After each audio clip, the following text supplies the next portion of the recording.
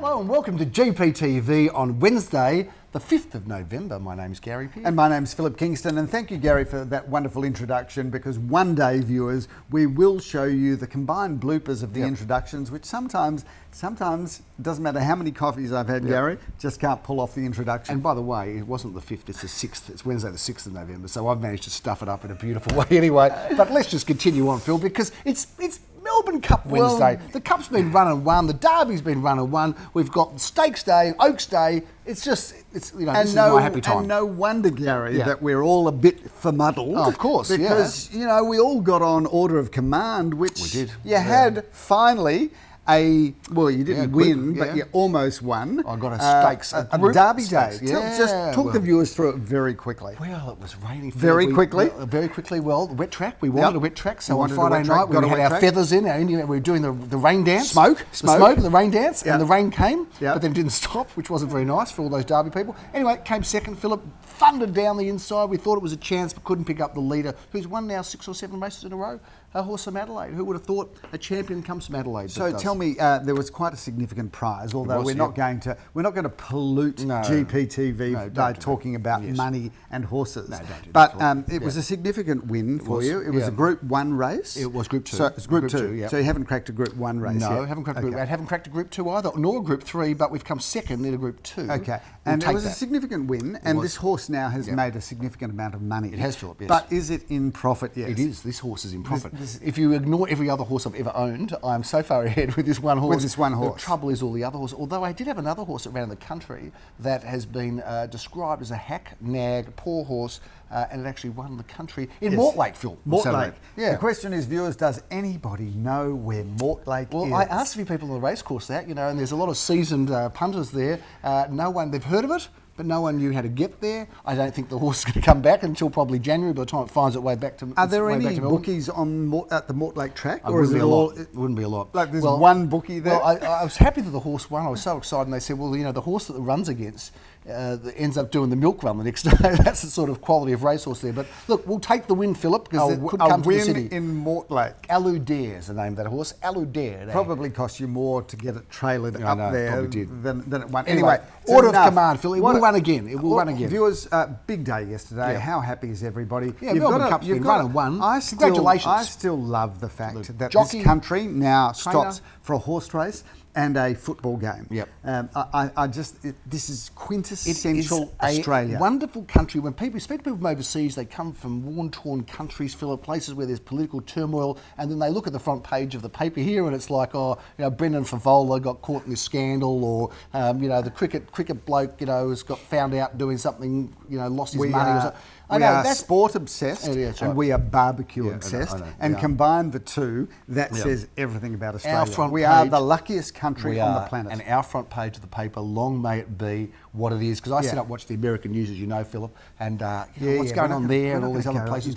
Anyway, but what I will say is, long may our front page of our daily newspapers be things like cup winners and footballers, because better that than something else. Exactly right. Now let's just talk a little bit about that, although there is a bit of crime on the front page occasionally, Phillip.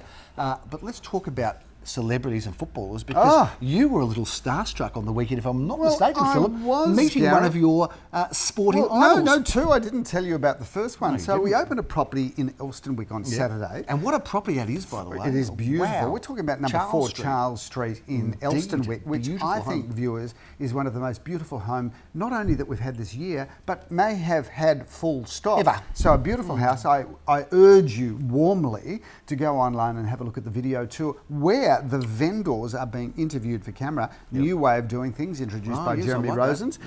But first person through the door was Paul Roos.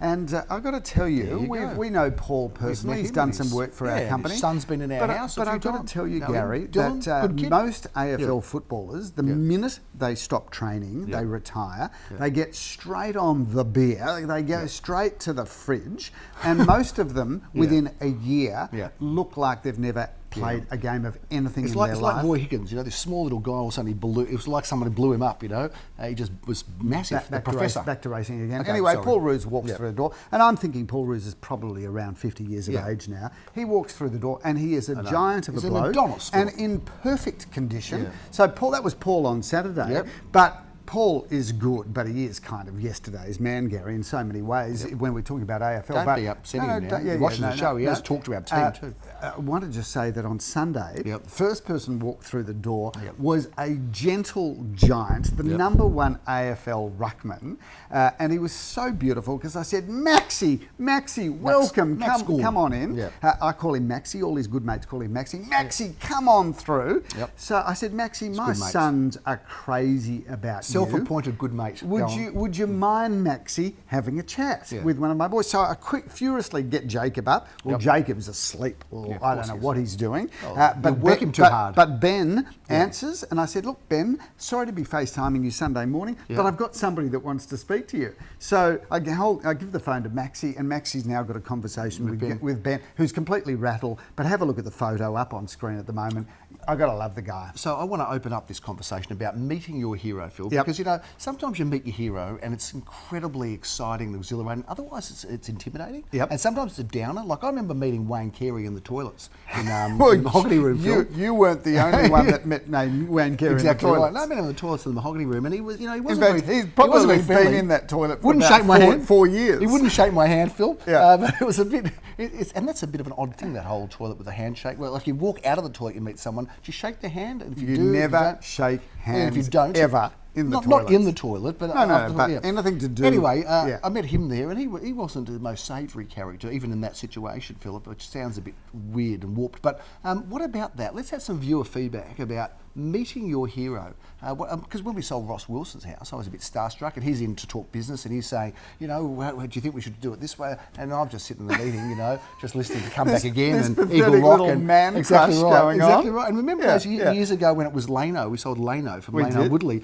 and I dealt with him, listed his house, and I didn't even know it was the same person because I hadn't met him. So viewers, this is how pathetic Gary is. Hadn't put it together. So he goes to see Ross Wilson well into his 50s, right? Ross or me? No, Ross is in his 60s. You're still, you and Matthew Marinacci still go to watch him, and you stand in the front row doing something like... You don't try to replicate my moves, Phil, because you haven't quite got it. He recognised you when we actually sold Ross Wilson's house. He looks at you and he says, "You're the creepy guy in the front row with your creepy friend." Been following me for 30 years around. Anyway, Phil, meeting your heroes. Yeah, okay, we've got a prize. We've got a prize. Yeah, let's give it. Let's give. I'll tell you what, we're going to have a prize. No, it's not gold class. Don't do anything extravagant. No, it's not extravagant. We haven't had a great year in business, It'll cost us a bit of money, but I have fallen in love. Expensive things. This is going to be. I'm going to get this product on the show next week, but I'm in love with Breville products at the moment, Gary. And the Breville juice squeezer has revolutionised my life. So the best. Hang on, let me finish. The person that sends in their best hero moment, whatever we're doing, is going to win. Is going to win the Breville juicer, and I promise you, this is the juicer from heaven. You see, here is the fundamental difference between us two, right? Because you're talking about the Breville juicer, and I like the Breville toaster, right? Because the best thing that Breville ever did with that toaster, which came out, which was like the first thing other than a toaster, I think it was the first thing, is that you could actually butter your cheese sandwiches on both inside and outside, so you could have 4 layers of butter. It's a heart foundation nightmare, Phil. But geez, it tasted good. Anyway, Breville juicer for the person that sends in the best story. Best story. What is the story about? Remind me. Best story, or the best analysis, or the best description of what happened when you met your hero. Was it disappointing? And if you've got a photo as well, viewers, send in a photo, because photos are cheesy. There was a boxer. What was his name? There was he was overseas sick at the moment. There's a boxer, Jeff Fennick. I remember meeting Jeff Fennick once, and I was like, "G'day, Jeff Fennick," and he just wanted to punch the hell out of me. He wasn't friendly, Phil. It was like really freaky, a long time ago. All right, viewers, let's talk about the marketplace. Things are surging along. We're well into spring now, Gary. Phil, lots of positive news about property. Everyone's jumping on the real estate bandwagon and talking about how it's going through the roof and things are going up again, and it's exciting and it's dynamic. Shout out to the journalists in this country that love 2 things. They love a collapsing property market. Isn't that the best story? The journalists, they like collapsing property market, or market on steroids, first home buyers now missing out. Right. So the journalists, basically, you're going to lose no matter what happens, right? Because if property prices go down, you're in you've lost all your money and you're stuffed. Property prices go up, you can't afford it anymore and you're stuffed either way. So if you're a journalist, Phil, you want a bad news story, you can't lose, can you? One article that was never written by a journalist was, market seems to be fine, travelling smoothly, all okay. Yeah, people are buying property and they'll make money. The people who are selling property make money and things are good out there. That's the story that will never get written. That's true, isn't it, Phil? Let's talk about this weekend's auctions, Philip. It's not a very busy one for November, particularly, but we are starting to build our listings. We've got some beautiful properties and we've got some nice off-market sales happening, Phil. We haven't made a big noise about those, but we are doing so. If you're looking to buy, you're not going to find online necessarily. Often it's just through our database, through that matching system, Phil. Absolutely, a little Gary. bit of a plug there. We have invested hundreds of thousands of dollars over the last few years investing money in that we the didn't infrastructure have, of our database, and it's now paying big dividends, Gary, because we're now able to match buyers to houses without having to go to the formal marketplace. Now, if I told you we had 7 auctions this Saturday in all different suburbs, would you believe me? I would say 7 auctions at 10:30. What are we doing for the rest of the day? That's a little bit like that, isn't it? But we have a triple auction action at 10:30. We should review. If there's no further banter, there'll be some banter through the review. But should we talk about the auctions? Put my glasses on, Gary. You can look clever then, Phil. Yes. Little step to the right. Little step to the cameraman, dedicated cameraman, who we love, who's doing Movember, by the way, and good luck to you. Are you taking the whole process is to get sponsorship, isn't it? Yep. So Gary and I will give you $25 each, $50 towards your November. Yeah, but don't do it. You know what you did years ago. Remember with the motor Neuron? That was that. I've got to share this story with the viewers because not many people might know this. So we gave, I think at the time, the greatest donation that Motor Neuron Australia received. The biggest individual donation to Motor Neuron Australia. And what Phil Mouth Kingston did over here, he said, we're going to donate, how much was it? $50 for every light or something? No. $5? No, it wasn't even $5. It was, when we poured the bucket, I said, for everybody that likes the post, we'll give $1. Thinking, well, what's the worst that can happen? Exactly. 50 likes, anyway, 100 likes. In the meantime, we've got all of our competitors just going like, spending days getting all their friends, and it's ended up costing us like, what, $22,000? Over $20,000. We'll put a photo up on screen as we speak of us handing over the cheque. Exactly, the big cheque. And as much as Gary loves to complain about it, we do know a number of people that have passed away through motor neuron disease, and it was a wonderful cheque to write. It was. Although our accountant keeps reminding us wasn't in the budget. Yes, but we do stick to our word, and of course, I think it was $5 a like, Phil. But anyway, we didn't think there'd be that many. But thanks to all of our competitors out there, you didn't quite put us out of business, but you did help us be very generous to Motor Neuron. I'm sure that was what was behind it. Money well spent, Gary. Money well spent. We start off on Saturday in Hawthorne Grove, which is one of the best streets in Hawthorne. So you say, Gary. You can have a little sleep in on Saturday, Phil, because you've only got one auction and it's not happening until late in the morning. But I'm going out to Hawthorne with Ben Rothschild and Mark Kirkham to auction this wonderful town residence, Phillip. One of the best streets, a beautiful property, 3 bedrooms, 2 bathrooms, a great location, Phillip, a double car situation there, and we're looking forward to that one. You're going to be, you're not going to be, Leo Samuel is in Lord Street. Good Lord, what good a Lord. Great property this 2 is. bedrooms, 1 bathroom, courtyard, wraparound garden, carport, a really good property, and get on down for a coffee and see Leo in action.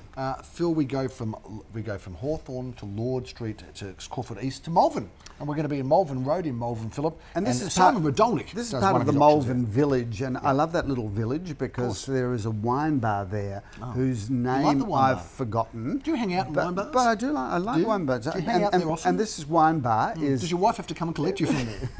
This wine bar is lovely. Can't remember what its name is, but if you Google this property, work your way down towards Taronga Road, it's there. It's very popular, but this is a very popular apartment, 1 bedroom, 1 bathroom, 1 lock-up garage, car space, basement car park, fantastic. Do you know, these little wine bars are popping up in places, aren't there? There's one in Huntley Road now, not far from Hawthorne Road. There's one down there. And I'll tell you what I like, also common room. are doing this like music night now. Have you seen that? Yep. They're doing like Jazz. a jazz evening, which is Yep. people are getting creative and clever for us, the consumer, to benefit. Phillip, Do you know what I love? These little cafes and these little wine bars that have their own clientele. Yeah. You get to know your barista. You Exactly you right. get to know the name of the guy barman. that's pouring your wine, and it's You get to I know love the it. I person love that's it. going to put you in the Uber and take you home when you've I been love irresponsible it. with Gary, alcohol. just speaking of all of that sort of thing, it's probably incumbent upon us to hold GPTV at the new Coles supermarket in Elstonware, which has Have you been been there yet? creating a buzz. Now, I haven't had the chance to get down there, See, but I by don't- this time next week I will have been. I don't get excitement about a supermarket. I think there's something wrong with, you know, people are saying, "Oh, the supermarket." Ooh, it's Social gonna be, you media, should see the social supermarket. media, Wow, what a Instagram, supermarket. Facebook, I've never people seen are a supermarket. throwing it. I know, they're You'd lining up the think this supermarket. was Moscow in the 1960s, Exactly wouldn't you? right. I think so, exactly right.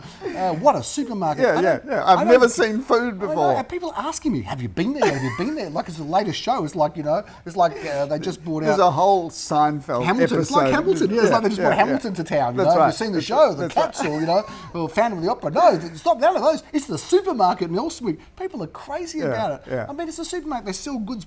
I mean, I know there's a big kosher section. People are talking about that. I understand that that's unique, but what's the big deal about a bloody supermarket? Well, Give it me a just break, goes will to you? show.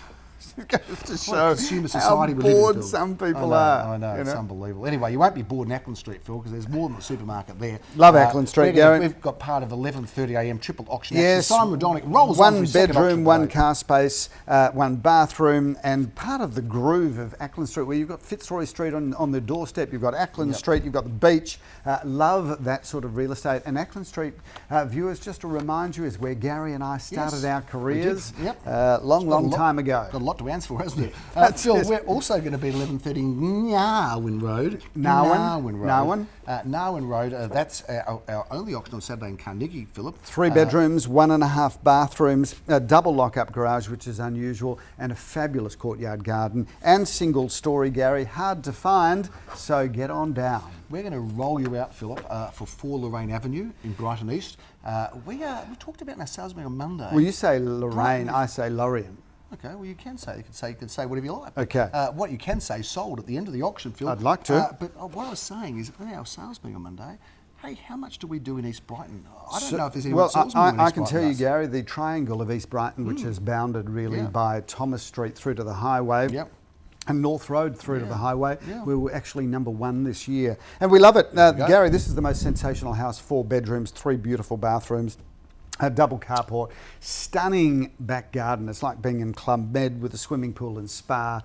The most beautiful home, fully renovated from top to toe. Didn't Simon Redonic used to live in Lorraine Street? He did, Gary. So if it's good enough for Simon Redonic as an experienced real estate agent, it's good enough for And you as buyers. soon as he sold there, the street prices just went up, street exactly right. exploded. They took the element out, the real estate element out. Everything goes up when we move out, Phil. Correct. I'm going to be at 12:30 doing the only 12:30 auction. I'm in Clifton Street, Paran, meeting Jared Martin, Leon Guzenfitter. I love it. Gary, this could be the weekend of the one-bedders because we're auctioning quite a few one-bedders. This is a 1 bedroom, 1 bathroom, 1 car space, balcony, part of the whole groove of Paran. Walk to Chapel Street, walk to the MCG from there, walk into the city. Walk to Sydney Walk if you've to got to. Sydney if Cliff you Young, want that's to give you right, Cliff yeah. Young. Yeah. Phil, on Sunday we are going to be Caulfield-centric. We start off at 11:30 in Pendle Road. Pendle Road, one of my favourite streets in Caulfield North. Gary, this is a wonderful property, 641 square metres of the primest of North Caulfield down. And Pendle is a bit of a secret, Gary, because it is actually a no-through. No telling everybody about it's a no-through No road, longer a secret. viewers, Yeah. but it's on the Alma. Cul-de-sac. It's on the Alma Hill, which is where Hawthorne Road and Alma Road essentially intersect. If you've never, my phone's ringing. If you've never been down that street, Gary, you're going to be in for a great surprise because there are some beautiful homes and a wonderful, wonderful place and a great property. Now, we talked about the dog viewing Stone Street and checking it out. This is across the road, away from that rear garden, Phillip. We're talking about 11A Stone Street. What a great looking home in a wonderful Gary, location. wonderful parcel of land, north facing at the rear, slightly wider allotment than usual, with a very livable family home. So you've got options here: live in the home, rent it out, renovate, or rebuild, and 2 townhouses perhaps subject to council approval. You're doing all 4 auctions on Sunday, which is not a busy day for you. Gary, by number 4, I'm just kind of hitting the warm up. straps. Exactly right, Phil. Yeah. But I've got to say that this is one of the best homes we've had all year. this home in Neuron Crescent. It's stunning inside and outside. Or would you say Orong? Neuron Crescent. Orong. Orong. I don't know how ORRONG could be Orong. Are you saying I've got it all wrong, are you? Or Orong would be AWRONG, wouldn't Hey, it? you know what? Orong Crescent. Do you know what? Let me just finish with the house. No. Okay, go on. You know, you talk different now to how you used to. You know that? I saw some footage of you at a mutual friend's wedding. Right? I'm going to try to get this footage and play on GPTV because you spoke so differently, and I think we do speak differently as we get older. You know, Phil. Yeah. We change, but you spoke like in this very almost like hello. It was very formal, and I know maybe it's because you're at a wedding, but I need to play this to you and to the viewers to see how you spoke all of these years ago. But anyway, back to Orong. Anyway, I'm going to pull it out. Anyway, Orong Crescent, what a beautiful house. This was designed and built by David Edelman, the late David Edelman, who was really responsible for some of the most beautiful houses right across Melbourne. He was. And this was one of his finest because it just works beautifully as a family home. 4 magnificent bedrooms, or a 5th downstairs if you like, multiple bathrooms, big entertaining areas, and all designed, Gary, to capture all of the northern orientation and the western orientation. So a very clever house. Feels as new, Gary. So move in here and not spend a cent. Better than new, Phil. Nothing to do, just move in and enjoy. It's all tried and tested. Stunning home with this wonderful north-facing back garden. Lovely home. We Look move forward on to to that. Laura Street, Caulfield South, and that's where we're going to wrap up the weekend. Joel Sir, I know, is excited about this home. You are the auctioneer. I Tell us am, about Gary, and I love this house because I love this street. It's Yep. on the western side of the road. A big family home with big entertaining spaces. You've got a formal lounge, dining room, kitchen with a meals area. My favourite feature is the incredible family room that literally juts into the back garden. All of the bedrooms, all of the bathrooms, beautifully livable with some scope for further improvement. That's a big wrap for our weekend auctions, Philip. We wrap up at 2:30 on Sunday at that auction in Laura Street. How about Melbourne weather? I mean, I'm getting a lot of pressure from my wife, you know, To about move. this. To move to Yeah, Miami. she's like, I've had enough of this. Yeah. I think she'd cop Surface Paradise. Do you want to open office up in Surface? Would you mind if I Sure, went there? wouldn't mind. Yeah, because she's had enough. She's over it. You know, she's like, that's it. You know, I come to the office and I said, like, what have I done? Some people just the weather just dictates how So they feel about I think life. Melbourne viewers have forgotten that something happened where the seasons just readjusted. So we still have 4 seasons, but December none of them doesn't. are summer, that's December all. doesn't start. Summer doesn't start on the 1st of December anymore. I reckon it 1st of starts on the February 1st of February. Yeah, you're February, right. March, April, really hot months. Just like winter is not June anymore. No, it's it's really August, isn't it? July, August, September. Yeah. So tell There's your a wife, change out there. stop Yeah, complaining. I know, relax, Well, exactly what he right. doesn't do enough for you, Hannah? That's exactly right. Phil. Yeah. Yeah. Except no, she doesn't like the weather, Phil. It doesn't matter what I do for her. She gets very upset. She loves the heat.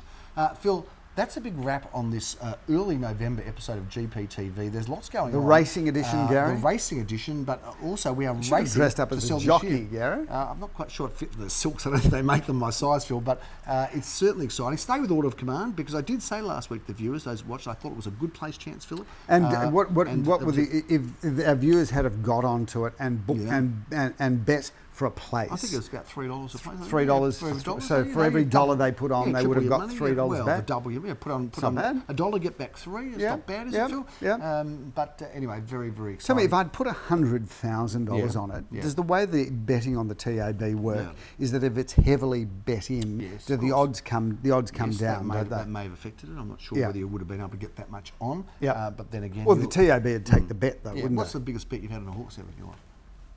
I don't know.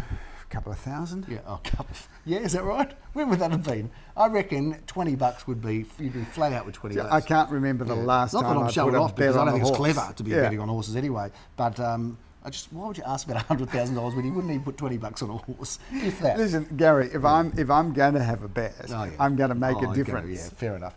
Well, that's the big talking Phillip Kingston here on GPTV, the big Leviathan punter that he is. Leviathan punter. Leviathan? What's Leviathan mean? What does it mean? Kerry Packer was Leviathan punter, Phillip. Yeah, but what does it mean? It's big, mate. It's big. It's Leviathan. It's big. I've never ever heard Look it that up. used in a sentence. Anyone else want to hear about another Breville? So if you think he's completely out, the Breville Leviathan. toast maker, Yeah, the Breville sandwich maker, on the assumption that they still make one. Leviathan punter Phillip Kingston and myself signing off on this week's episode of GPTV. I'm Gary P. The racing frivolous edition. My name's Phillip Kingston. Have a great week.